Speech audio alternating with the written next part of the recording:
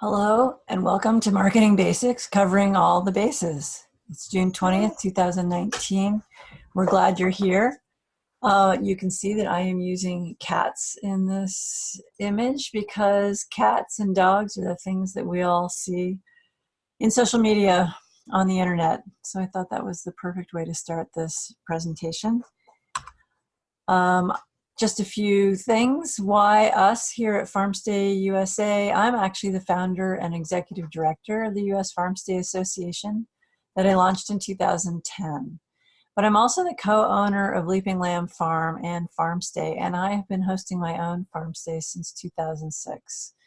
So I feel that I am qualified to be able to invite some of our farmers to be the presenters for this best practices webinar for the U.S. Farmstay Association. Just a little bit of housekeeping.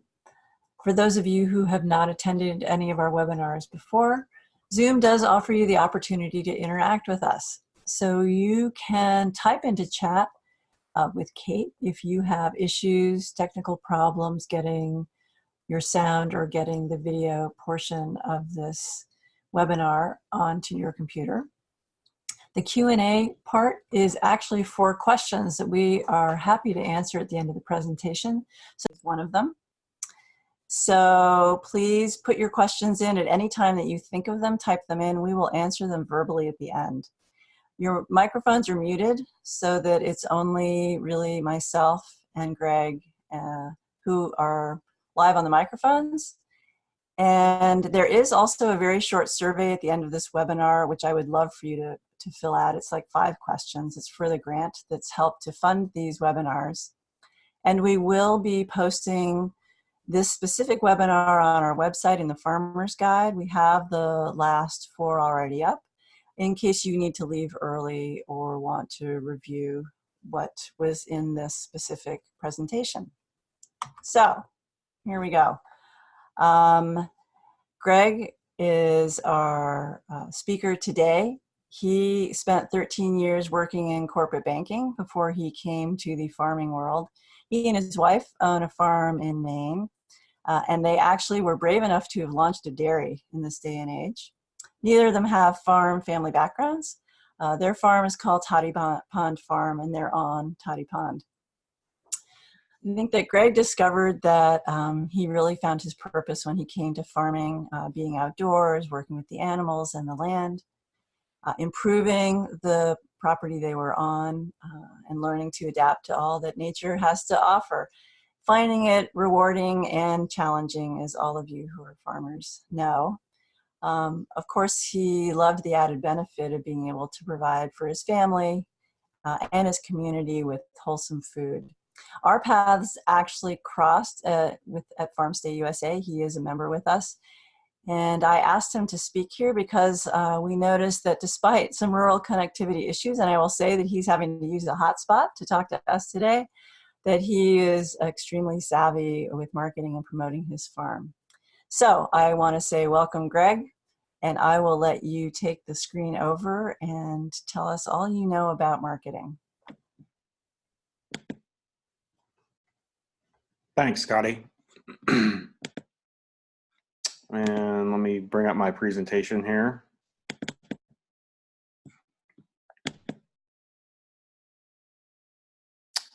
All right, so marketing basics, covering all the bases online and offline. So thanks for the introduction, Scotty. I think you covered a lot of it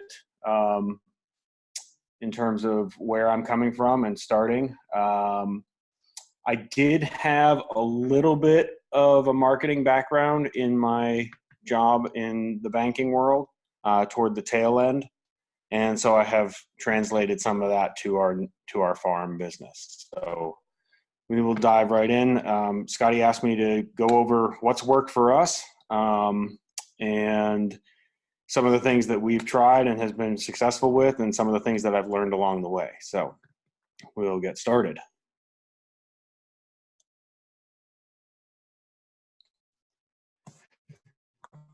So when we farm, we live in an agrarian community, quite a few farms here, not small dairy farms like ours, a lot of vegetable growers, a few small dairies with value added.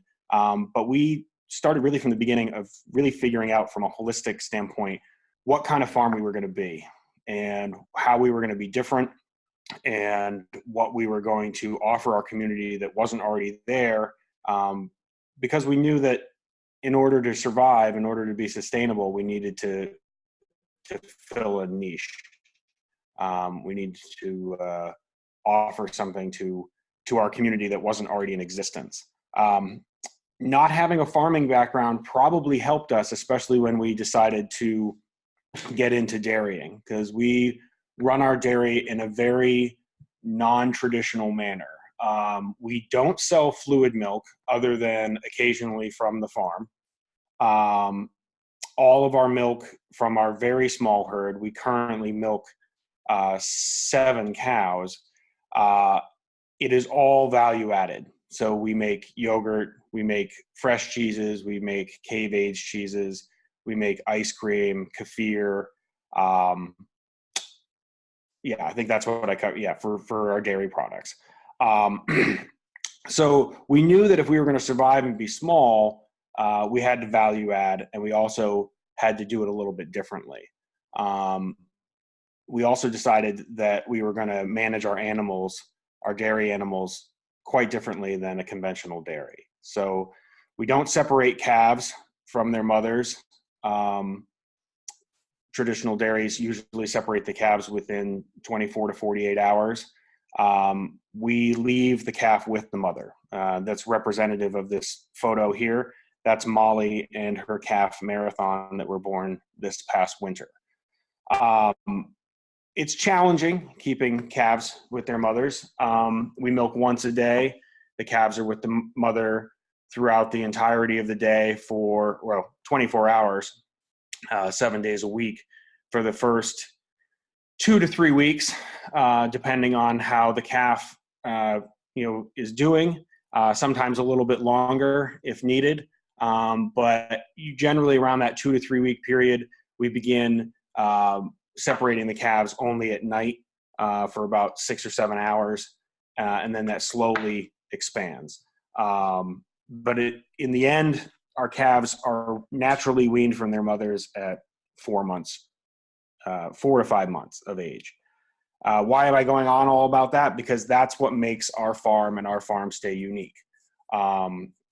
We've really created our farm around that philosophy, and it has given us a fair amount of traction. Now, obviously, not everybody's going to run their dairy farm that way, and I get that, and that's fine.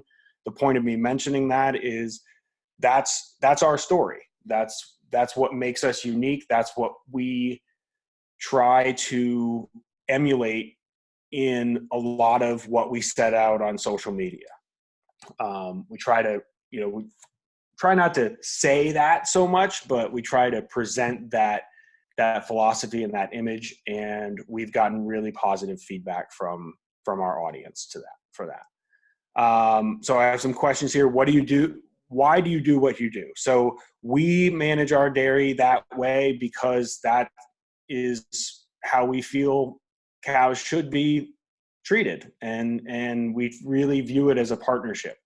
The cow puts in a lot of energy to provide us with that milk that we can turn around and create income, which, ironically in the wintertime here in Maine, we can turn around and buy a lot of hay and feed them. But it's a circular relationship that we have with our animals. And so that's what's valuable to us. So that's why we do it. So what I would say is important for you all, if you haven't already done so, is really ask yourself the question, why do you do what you do? And how can you broadcast that message to your audience? Who are your ideal customers? Who is your audience? And I have here, not everyone. And that's really important to determine and not strive for, I think, is that you're not going to appeal to everybody in your social media. People coming from very different backgrounds, very different beliefs, very different value systems. And there's no point in trying to get everybody to like your Facebook page or follow you on Instagram. It's just not going to happen. So you really have to focus on who does share those interests and then help them learn more about you so that you become an important part of their social media process.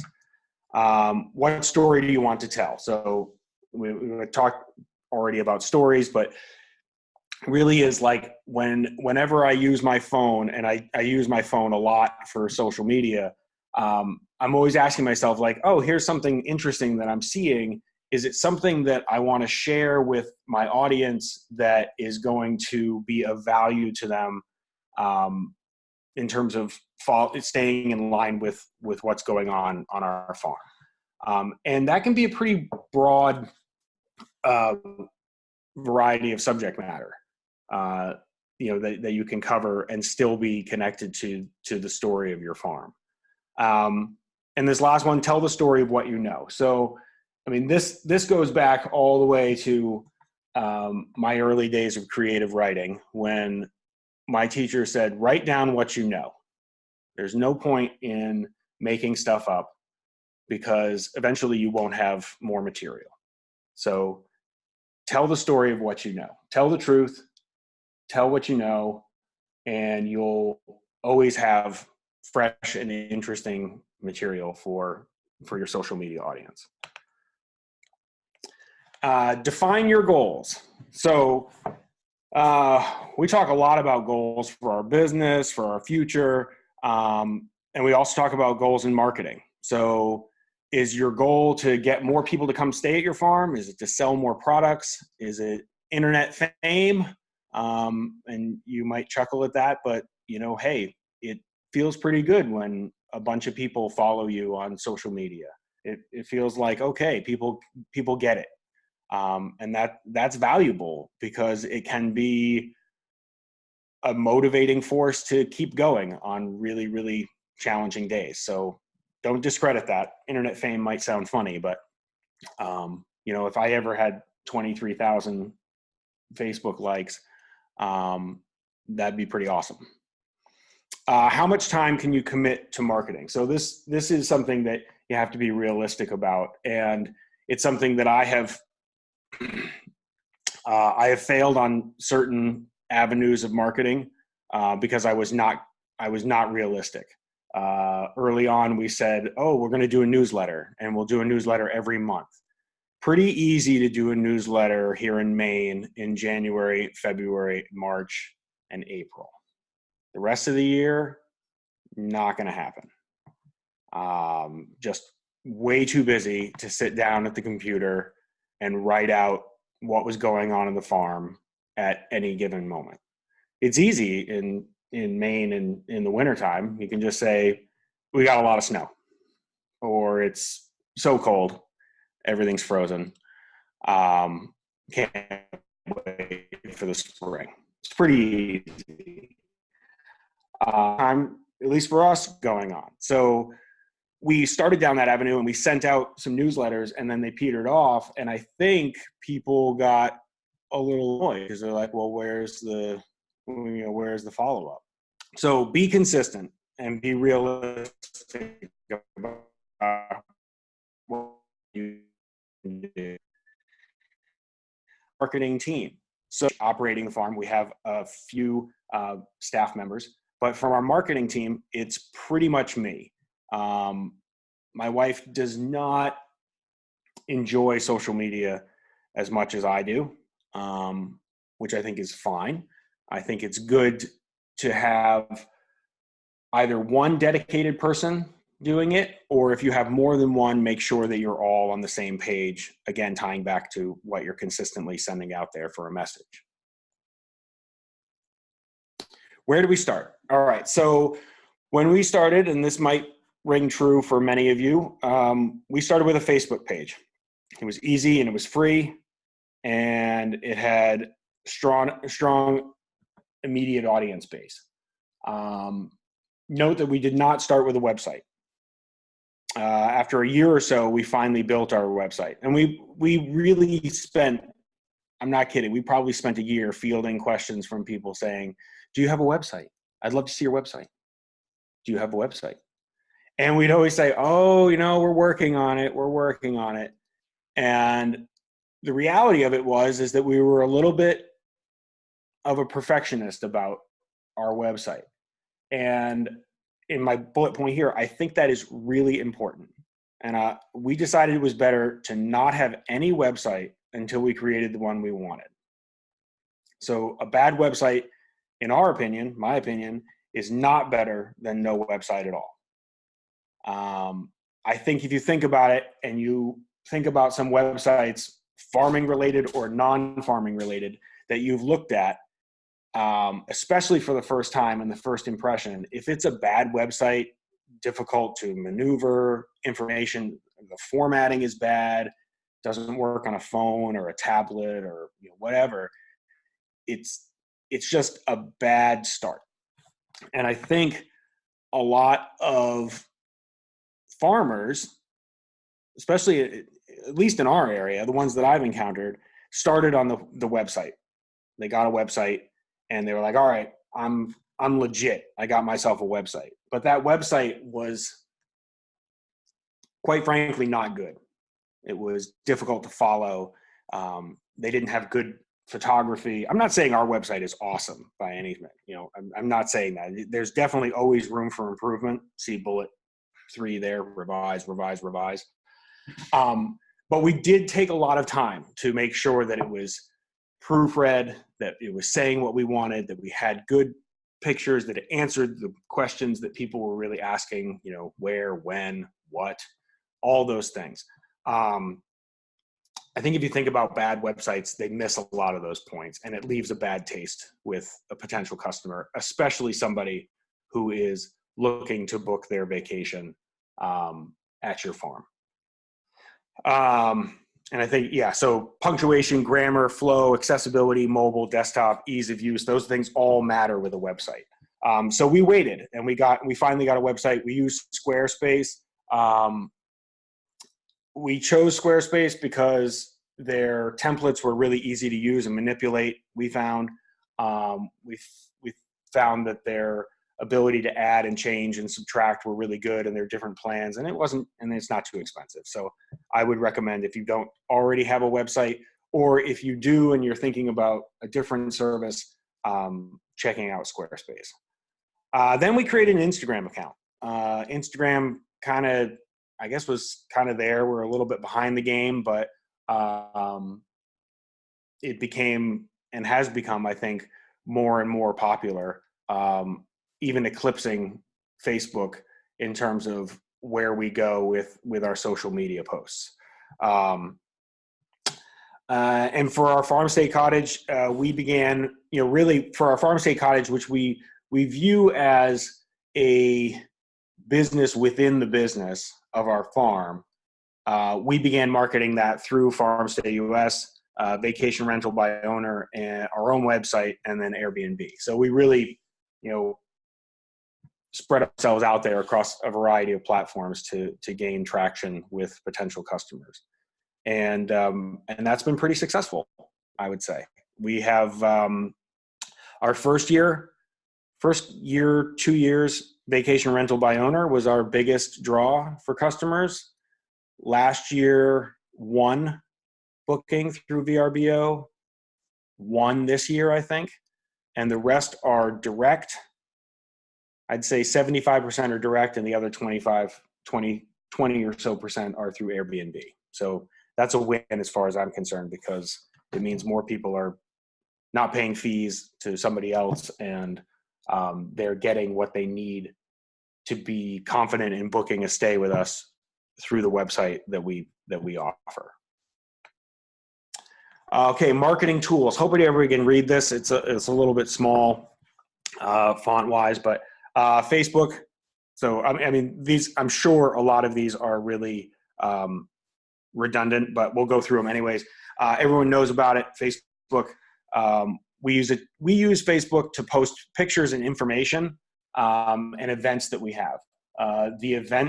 If you run events on your farm and you have a Facebook page, I encourage you to check out events scheduling through Facebook, especially if you want to go ahead and pay to promote that post and reach a wider audience of people that don't necessarily follow you already on Facebook.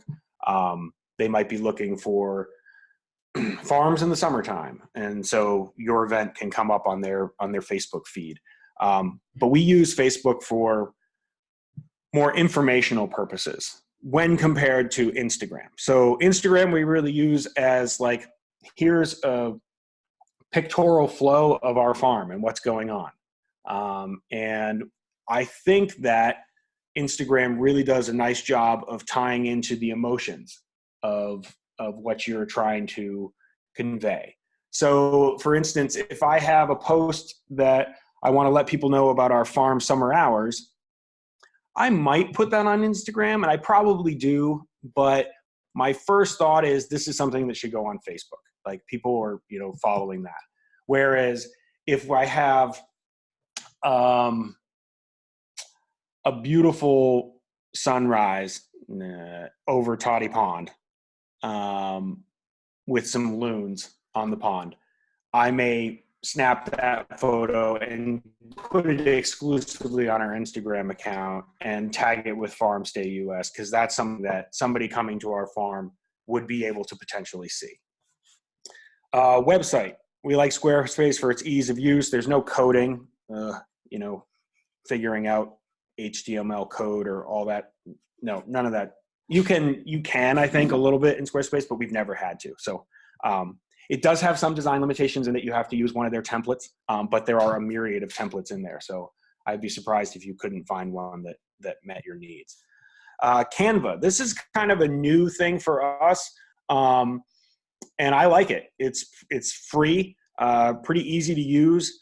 I pretty much use it to take a picture that I've taken already, overlay some text on it, format it a little bit differently, then download it as a file, as a JPEG image that I can send off to our Chamber of Commerce for their newsletter, or I can repost it to my own Instagram or Facebook.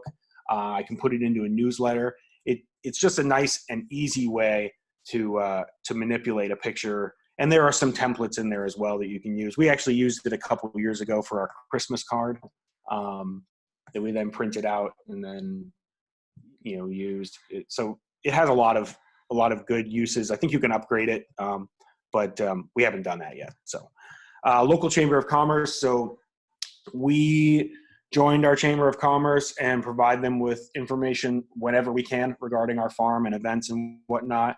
And I'll tell you, at least in our area, these are some seriously motivated people to help promote your business. So you should utilize them if you can. Word of mouth and direct. So, I have here, it might sound antiquated, but I'm telling you, it is the best. If you get a positive, you all know, if you get a positive review for your farm stay, that means a lot to people who are looking.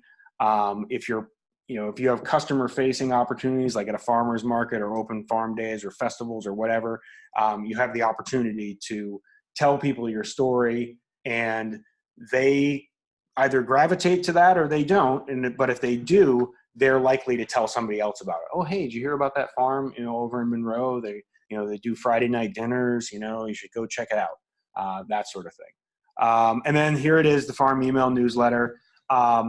Despite my failures with the newsletter, I still think it is an amazing tool, especially if people are willing to give you their email. You're not bothering them if you send them an email. So if you put a sign up on your website, like when we have on our website, we have one of those semi-annoying pop-ups when you log into our website the first time. It says, oh, you're interested in learning more, staying up to date on events, give us your email. And people do. And when we have a form on our website where if somebody orders something through our online store, or for instance, we're doing Friday night dinners and there's a form to RSVP, it asks people, hey, would you also like to be signed up to our newsletter? It gives them that option. And people do sign up. I don't know off the top of my head, but I think we have like 500 or so emails. That doesn't equate to 500 people that you contact every time you send out an email. But it does give you that opportunity.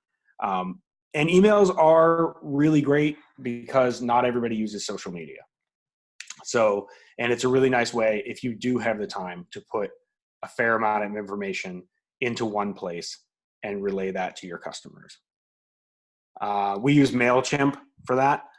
It's free, it's easy to use, it's upgradable as well, but I haven't seen the need to do that. Yeah, it's a good service. I know there are other ones out there. Honestly, I went to MailChimp first on a recommendation, and I haven't felt the need to look anywhere else. So if you're not already using one, I would urge you to check it out. So Facebook and Instagram. So here's an example. This picture is an example of what I did in Canva. You know, so I took a picture of our farm camp from the previous year, and then overlaid some text on it with a little bit of, you know, gradient feature, you know, kind of a summary theme, and then created a photo for it. And then we use that for marketing. So I want to just point that out. That's an example of something that's done through Canva, and posted to both Facebook and Instagram. So Facebook and Instagram. Note the title does not read Facebook versus Instagram. I really don't think that it makes sense to choose one or the other. I mean, they're owned by Facebook. Instagram is owned by, you know, they're all interconnected anyway. So, but they work really well together. And I apologize if I'm, you know, stating the obvious, but if you have an Instagram account and you link it to your Facebook account, you can simply post a picture to your Instagram account and then choose to also post it to your Facebook account. So you don't have to do it twice, and it's so easy, and boom, there it is. And you can turn that feature off if you wish, so that you don't, you know, if you had something you exclusively wanted to go to Instagram. And I have done that. I have posted things exclusively to Facebook or exclusively to Instagram, mostly because I want to, you know, I want to have there be some imbalance between the two social media platforms, so that if there is somebody who uses Facebook but doesn't follow us on Instagram, they might feel like, oh, I'm missing something out, because I do occasionally post to Facebook saying, hey, if you don't already follow us on Instagram, you should check it out because it's really great. So as I mentioned before a little bit, Instagram, or actually, sorry, let me back up here to Facebook.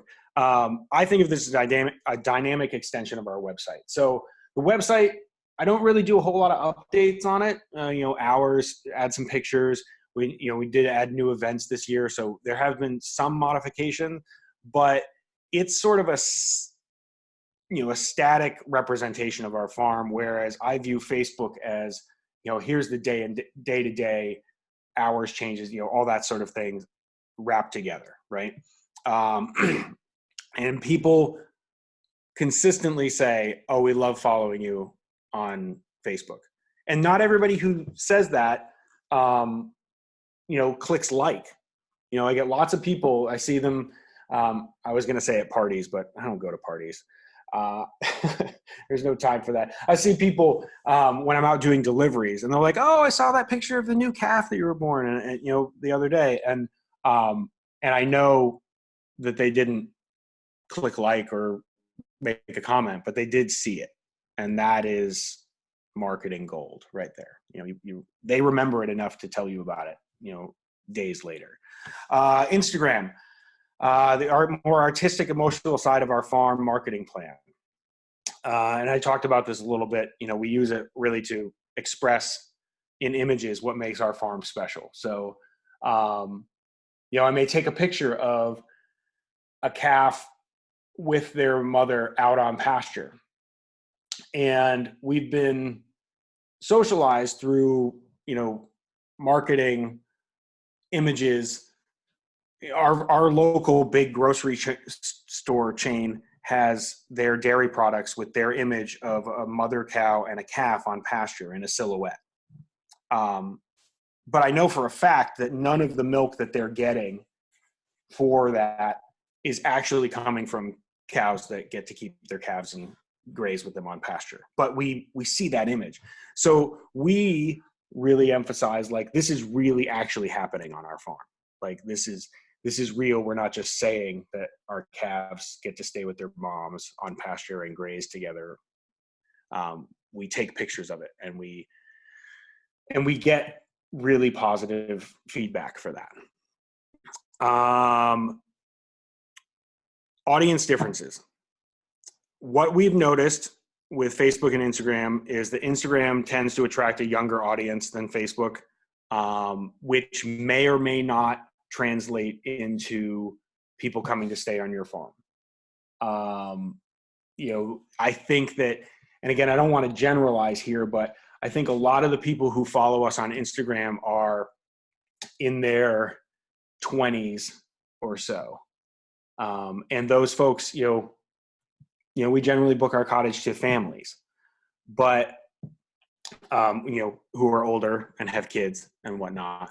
So it's not the same, but it is just as important, I think, because what we have seen is people who do book or do express an interest in our farm when they're looking for a place to stay in Maine. They find our website. It has a link on our website to Instagram.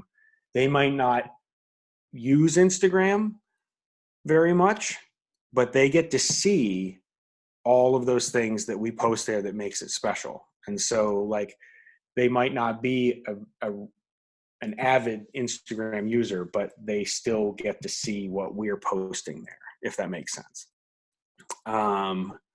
Okay, so moving on. Are websites obsolete? No, they're definitely not. And I put this slide in here because it drives me crazy when and this is across all businesses, not farms, but when I go to Facebook and I find a place that I'm looking for, or I'm looking for a place and I see no website. I'm like, really? They have no website. Okay, that's interesting. I find them on Facebook, and their Facebook page is, a little bit of, whatever. And I'm like, well, surely I just couldn't find the correct address to their website. It must be in here. And nope, no website.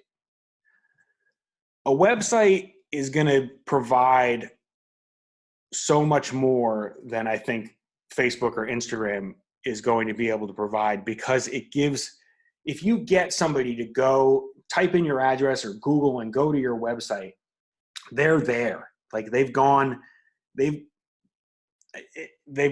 almost to your farm without going to your farm, because if your website is created and set up properly, they can see in one place everything that you want them to see. Whereas on social media, Facebook or Instagram, they're going to see like the last couple of posts, whatever. And it's good for engaging with the people who are already part of your, social media community, but it's not the same as that new person who's looking for all sorts of information and has all sorts of questions, which I really think is, for a lot of us, our farm stay customer.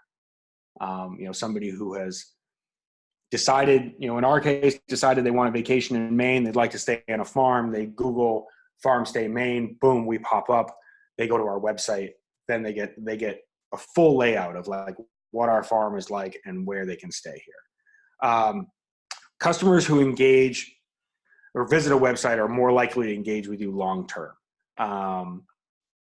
And this is a conversation that my wife and I had back and forth. I'm like, hey, we got like 2,000 Facebook likes, and she's like, what does that matter? Does it really mean anything? And does it? Yes. Does it not? Yes. Like, Facebook likes don't mean money in your pocket. It's really easy to click like and feel like connected to something, and I totally get that. It's really easy to click the heart symbol on Instagram and feel connected to that. Somebody who goes to your website, they're going there because they want to go there and not because anybody's going to know they went there, which I think is really important. They're not going to be seen as liking your post or anything like that. They're checking you out. They're finding out what you want to, what you're all about. this image is an image of a guest who came to our farm and took this photo and sent it to me with this long message about how like her 20-minute visit to our farm kind of changed her life in a sense. And she had found us through our website. And it was like, okay, wow. You know, she took the time to send me this photograph, which, you know, I asked, hey, can I use this, reproduce this? Because it's, I think, one of the sweetest photos ever. But she was really impacted, and it all started with her going to our website. Okay, techniques and tricks. Again, sorry for the tiny font here. I tried to cram a lot into one slide. Hopefully I'm doing okay on time. Carry your phone or camera with you whenever you can. Again, this is a conversation / argument that my wife and I have. She doesn't have pockets, so it's a little bit more challenging. You know, it's easy for me. Carhartt cargo pants, phone fits right in the side. It's always there with me. But I would recommend, if you can, to have your phone with you. I'm not saying take pictures of every single thing all the time, but capture some moments, and get over the hurdle that you're posting too much or you're being annoying. Like, people won't follow you on Facebook or Instagram if they don't want to. It's not mandatory. There are, I think, some limitations of what you should post and how you should go about doing that. Again, that ties back to being consistent with your story and what you really want to relay for your message. But I don't think that you can do too much in terms of promoting yourself, through social media. If you don't have a lot of pictures or videos, people are less likely to engage with your farm on Facebook or Instagram or even on your website. Digital media is, I haven't done the actual statistics on it, but I can guarantee you that if I post something to Facebook that is simply text regarding our farm, I get half as many reactions or engagements with that post than if I were to take that exact same text and put a picture there. People just scroll by things, but they see a picture and they stop and they engage with it. So again, if I haven't beaten that to death, take pictures, shoot video. You can crop the video so it's not, 10 minutes of you wandering around in the pasture or whatever. Find that moment that you want to relay, but use those things. Use hashtags in Instagram. I don't know why hashtags are popular. That's probably a whole different lengthy conversation, but people use them. I use one for Monroe, Maine, because you know what? There's not a whole heck of a lot going on in Monroe, Maine, but if somebody were to happen to look up that hashtag, they would find a lot that's going on here at Toddy Pond Farm. And grass-fed dairy, we're 100% grass-fed dairy. So, use that one because there's a million hashtag posts using that out there. And somebody else might just go to Instagram and look for grass-fed dairy and they might find us. And sometimes I use funny ones like this one, which I'm not sure if you can read that, but it says, "I can't believe I'm chasing around sheep on a Sunday morning." And it's a funny way of saying, this sucks that I'm chasing sheep around on a Sunday morning. Social media, be human with it. But at the same time, share what you're comfortable with. I see some things that are posted on social media and I'm like, wow, I would not have posted that personally. And I definitely wouldn't have posted that as my business. But that's different for everybody. So figure out for yourself what that is, what you're comfortable with. And if you're going to post it, own it. But but I would, for it, be funny, be serious, be truthful. I think those are important things to keep in mind. Bullet number 4, don't whine. And I put this one on here because this is one of my biggest pet peeves with social media. That and the post, and then you don't see this so much for businesses, but you do sometimes. The ambiguous post. Oh, I can't believe I'm having that kind of Monday. Like that's not the kind of message that you want to send. And it does often get a lot of reactions, and I wrote this all out here, but it sends an overall message that you're complaining, and everybody has a tough life and somebody's always got it harder than you do. But if you're farming and you're complaining about the profession, you're complaining about something that a lot of people dream about. I know personally that a lot of the people who come to stay at our farm are thinking about farming. They're thinking about that as the next evolution of their life. And I kid you not, our last guests who were just here were a couple, my wife and age. He was working in corporate America, and she was a nurse practitioner. My wife was, working in corporate America. Anyways, they bought 20 acres in Virginia and were thinking about like making the transition, moving out of their current lifestyle and starting to farm. And if you're complaining about it, it kind of takes the wind out of people's sails. Like, they're like, oh, and I think the world needs more farmers. So, I wouldn't whine, I guess is what I'm trying to say.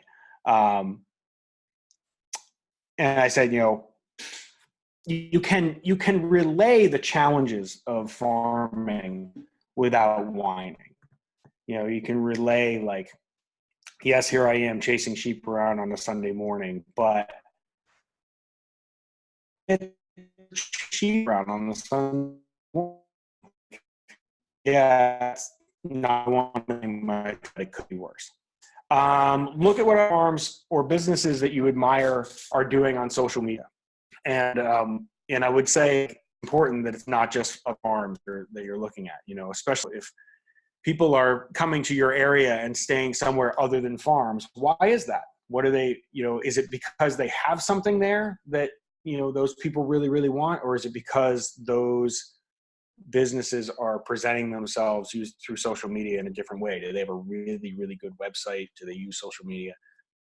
Try to mirror that when you can. Take a break from social media if you are an avid user of it. And I'm certainly guilty of this, of being an avid user. Take a break. Intentionally stop posting for 3 or 4 days at a time. And I put in, for some of you that might not be a problem.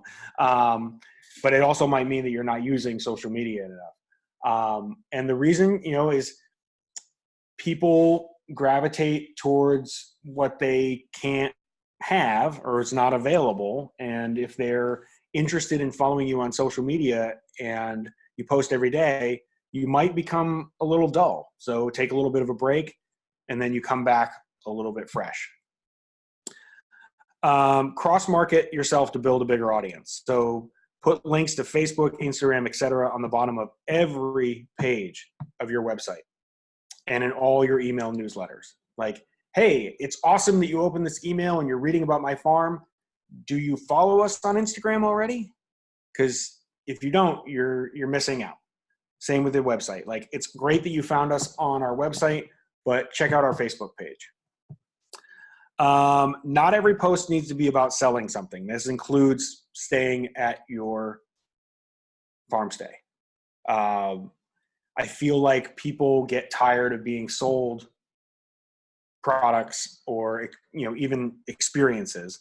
And social media has become definitely a selling marketplace. I remember a year or so ago, Instagram didn't have advertisements. Now it's, Now it's riddled with advertisements, and that's not going to go away. That's how they, make their money. But you don't have to fall into the trap of like, come buy this, or come stay here. Make people want to experience it for themselves, and they'll naturally follow the path to booking a stay with you, I guess is probably the best way of putting it. Respond to comments to your social media posts, and then like other people's comments. It boosts engagement with that particular post. It lets people know that you care about their comments. If somebody says, oh, I just had your yogurt for the very first time, it was the best yogurt I've ever tasted. Thank them for that. Thank them for taking the time. Like, thank you. We really appreciate it. I take the time to say, thank you. Your support helps us to continue farming. And lastly, respond to emails, text messages, Facebook, and Instagram messages promptly. We're all busy, but it really is important to take time to do this. A trick that if you're not aware of it with Facebook is that, if you have a Facebook page, you can set an automatic reply that lets people know that you got their message. You can even personalize it. So if Scotty were to send me a Facebook message, I could reply with, hi, Scotty, thanks for your message. Sorry, I can't answer you right now. I'm probably fixing a tractor. If it's really important, give me a call at my cell phone number, blah, blah, blah, blah, blah, blah. One thing that does is it helps your response rate through Facebook, which, everything is all interconnected in some crazy web of how much you use social media. But it lets those people know, like, hey, I got your message. They're busy, because people often forget that farmers are busy.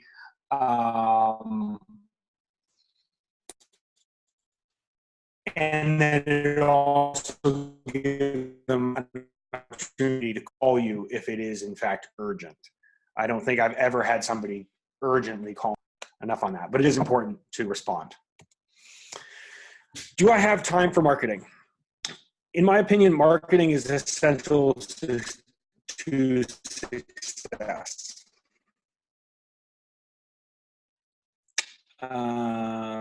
And this, I think, holds true to every business, with farms as one of the biggest failures. We have a lot of amazing farmers in our area producing amazing goods, and they're really, really, really, really good at that. And they're really, really, really bad at marketing themselves. So they struggle.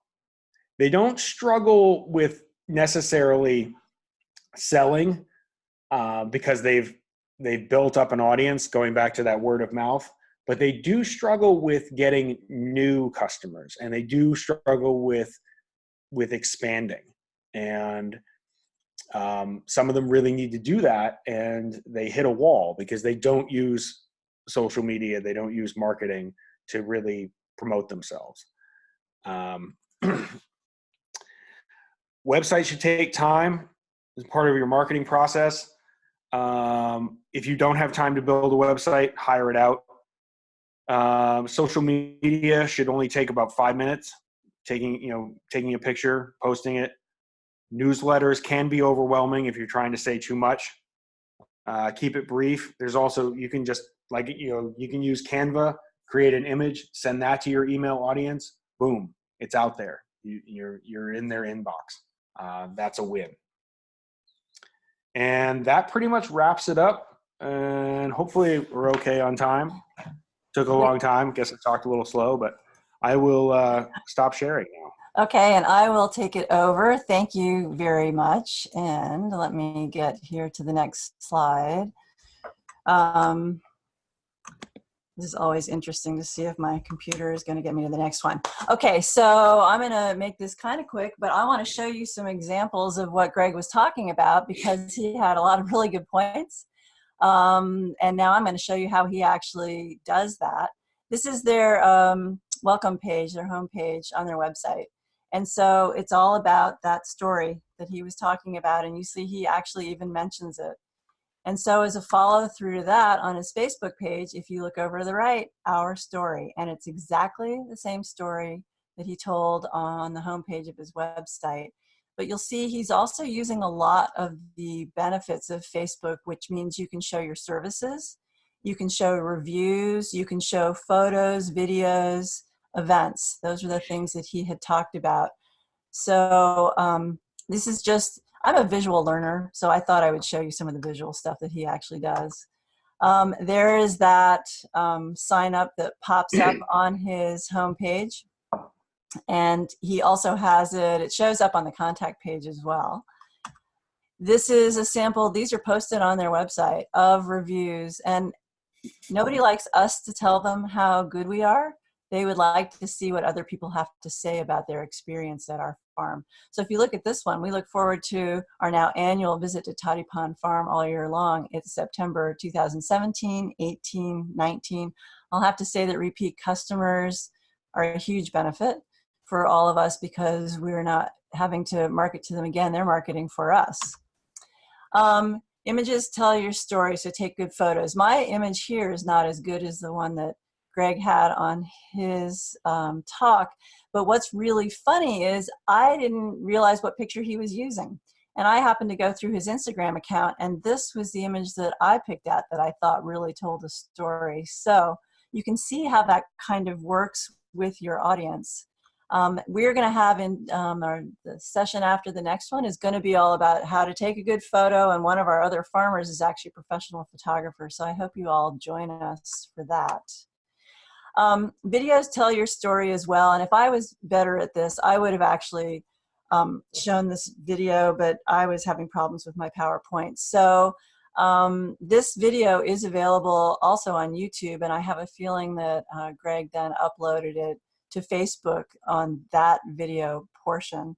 So this is one of just a pig, and it's about a 10-second video, and that pig is just kind of chewing and grunting, and it's actually really cute.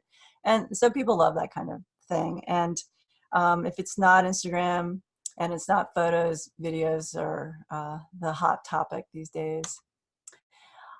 In terms of all that social media he talked about, so find someone young at heart. Obviously, Greg is young at heart. I can hope that I'm young at heart. Kate is my backup for social media.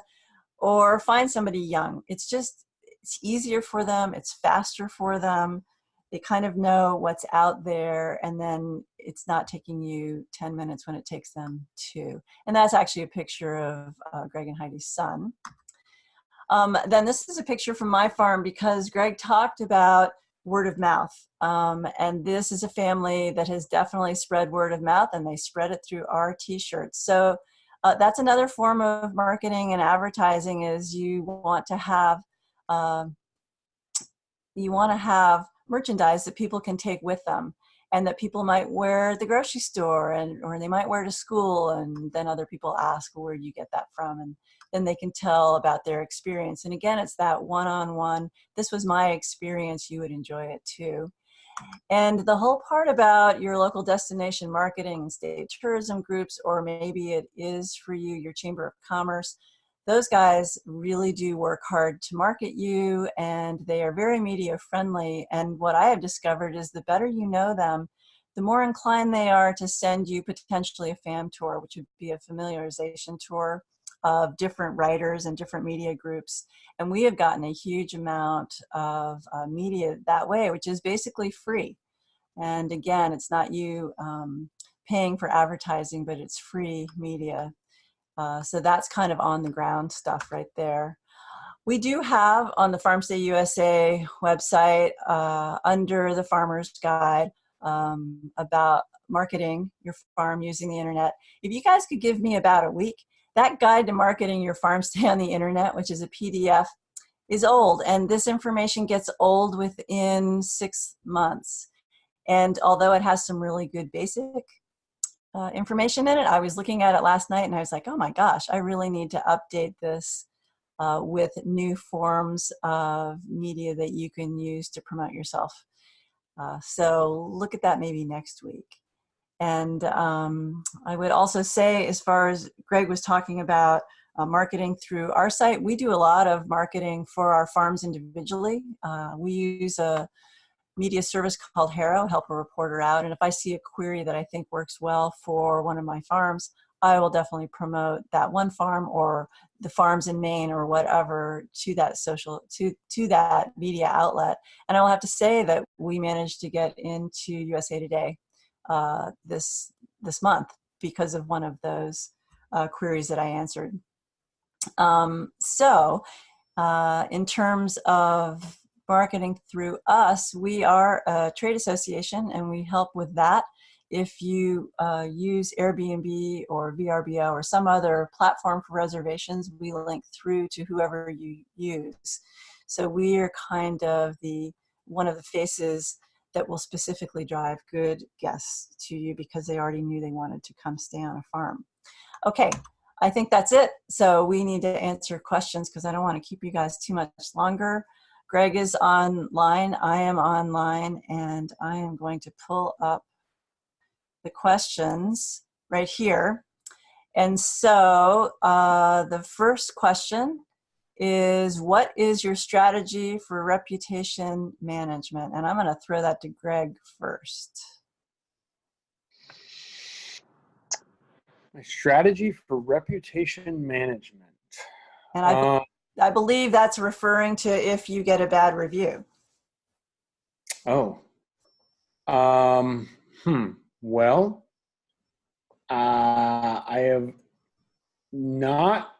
we have not gotten one for our farm stay. I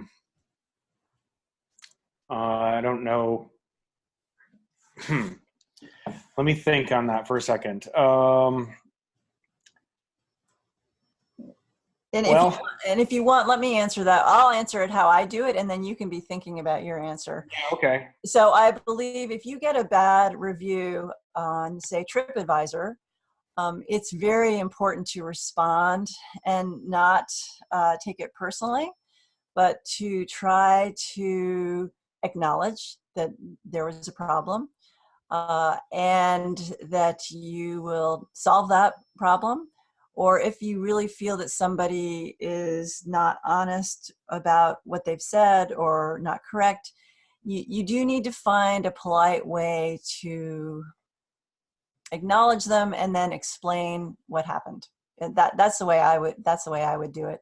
But don't get mad, because if they're crazy, a lot of people will follow through and go, "Oh, this is a crazy person anyway. I've seen all their other reviews."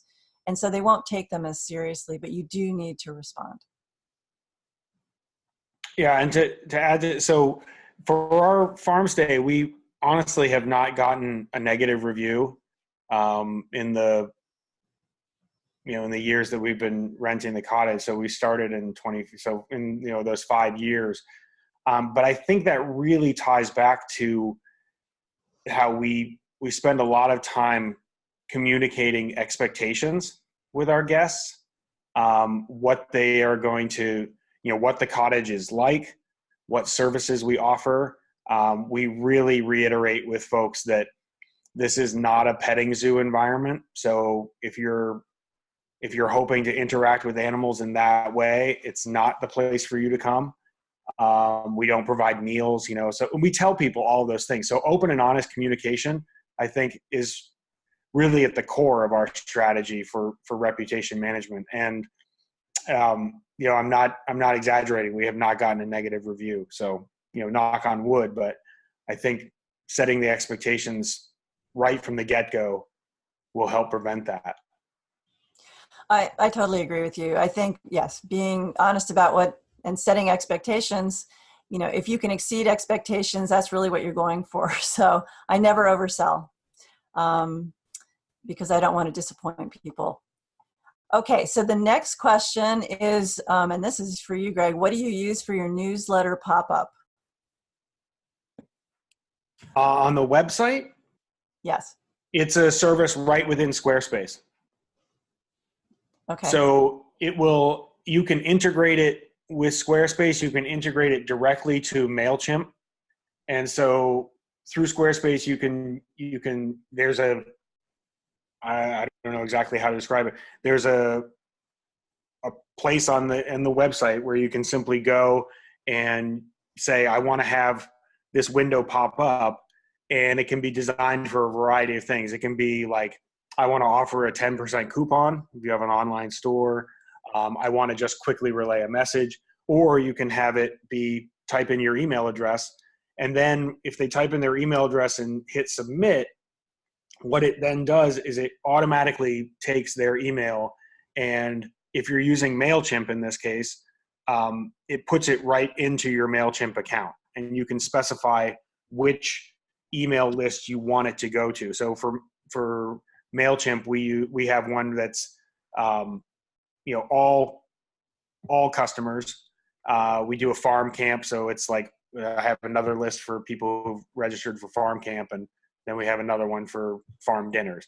But in that instance of what's on our website, if somebody puts in their email goes and is added to our list for all emails. And it's pretty simple and seamless. And I think that's probably true of a lot of websites, WordPress, some of the other ones out there. I think they've made our lives easier and easier to use the pop-ups. And I would also like to reiterate about MailChimp. There's also constant contact, which you all will see if you ever get emails, group emails. You need to have people say that they agree to sign up. If you don't, you can't just add emails into those providers. But boy, we use MailChimp as well, and it's very, very easy program to use and get messages out. And that's how you all have been getting communication from us for these webinars. So I don't see, are there any other questions? I don't see any other questions. We are a little bit over time, but if you do have questions, please feel free to get in touch with either of us. Here's our information again. And if there's nothing else, I think I'll be talking about reservations in the next webinar. As you can see, we're going to have about taking good photos. The extras will be in August, avoiding burnout. We will probably add more webinars as topics come up, because these have been fun to do. And we have a lot of resources in our FarmStay hosts, and I want to be able to tap into those for best practices. So if there's not anything else, thank you, Greg, very much for doing this with us, and thank you all for attending, and I hope to see you after the 4th of July, and we'll talk about how to get people booked into your farm stay. Okay, thanks very much. Thanks all. Thank you.